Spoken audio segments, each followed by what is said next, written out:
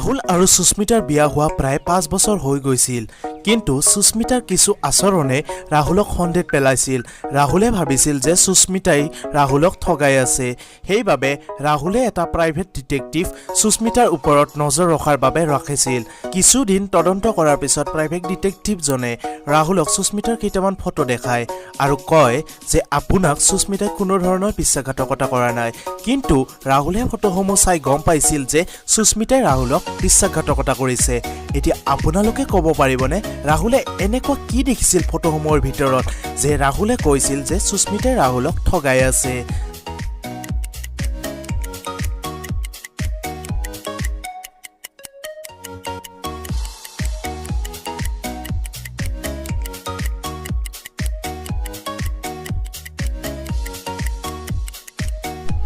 ফটোসমূহত ৰাহুলে সুস্মিতাৰ হাতত দুটা বেলেগ বেলেগ ফোন দেখিছিল কিন্তু ৰাহুলে সুস্মিতাৰ কোনোদিনে দুটা ফোন থকা গম পোৱা নাছিল ইয়াৰ পৰা ৰাহুলে গম পাইছিল যে সুস্মিতাই ৰাহুলক ঠগাই আছে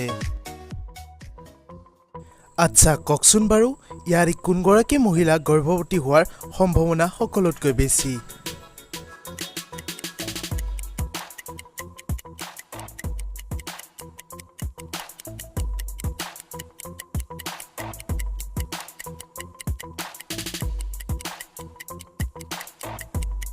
মোৰ মতে যোগা কৰি থকা মহিলাগৰাকীয়ে গৰ্ভৱতী কাৰণ বাকি দুগৰাকী মহিলাই যিটো ৱৰ্কআউট কৰি আছে সেইটো ৱৰ্কআউট কোনো গৰ্ভৱতী মহিলাই নকৰে গতিকে যোগা কৰি থকা মহিলাগৰাকীয়ে গৰ্ভৱতী হোৱাৰ সম্ভাৱনা সকলোতকৈ বেছি আপোনালোকৰ মনোভাৱ কি কমেন্ট কৰি জনাব নাপাহৰিব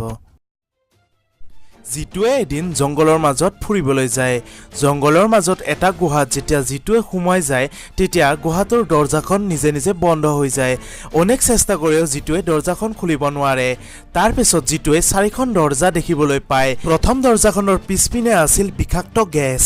দ্বিতীয় দৰজাখনৰ পিছপিনে আছিল এটা ভোকাতুৰ সিংহ তৃতীয় দৰজাখনৰ পিছপিনে আছিল একুৰা পছন্দ জুই চতুৰ্থ দৰজাখনৰ পিছপিনে আছিল এডাল বিষাক্ত সাপ এতিয়া আপোনালোকে ক'ব লাগে জিতুৱে কোনখন দৰজাৰে গুহাটোৰ পৰা বাহিৰলৈ ওলাব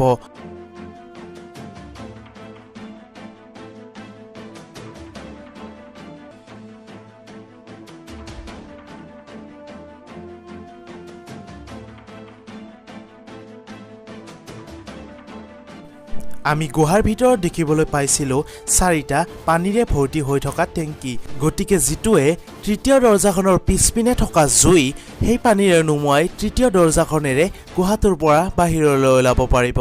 আপোনালোকৰ মতামত কি আছিল কমেন্ট কৰি জনাবচোন অন্তিম অৱস্থাত আপোনালোকলৈ এটি ধুনীয়া হাতৰ লৈ আহিছো এই হাতৰটি আমালৈ পঠাইছে ৰাহুল ঠাকুৰীয়াই গুৱাহাটীৰ পৰা আপোনালোকেও যদি এনে ধৰণৰ হাতৰ জানে আমাক হোৱাটছআপ যোগে প্ৰেৰণ কৰিব পাৰে আমাৰ হোৱাটছআপ নম্বৰ ডেসক্ৰিপচনত দিয়া আছে বলকচোন আমি ৰাহুল ঠাকুৰীয়াৰ হাতৰটি চাই লওঁ পাখি আছে মোৰ উৰিব নোৱাৰো আখি আছে মোৰ মুদিব নোৱাৰো ভৰি নহলেও ফুৰিছো ঘূৰি জীৱন কটাও পানী ঠাতুৰি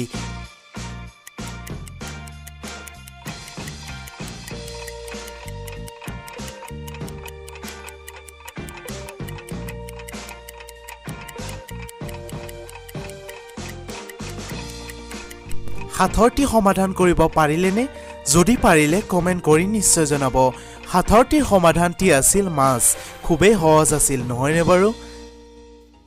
বন্ধুসকল আজিৰ এই ভিডিঅটো আপোনালোকৰ কেনেকুৱা লাগিল কমেন্ট কৰি জনাব আৰু যদি ভাল লাগিল এটা লাইক কৰিব নাপাহৰিব কাৰণ আপোনালোকৰ এটা লাইকে মোক নতুন ভিডিঅ' বনাবলৈ উৎসাহিত যোগায় লগতে বন্ধুবৰ্গৰ সৈতে শ্বেয়াৰ কৰিব আৰু আগন্তুক ভিডিঅ'সমূহ পাই থাকিবলৈ আমাৰ চেনেলটো সাবস্ক্ৰাইব কৰি দিব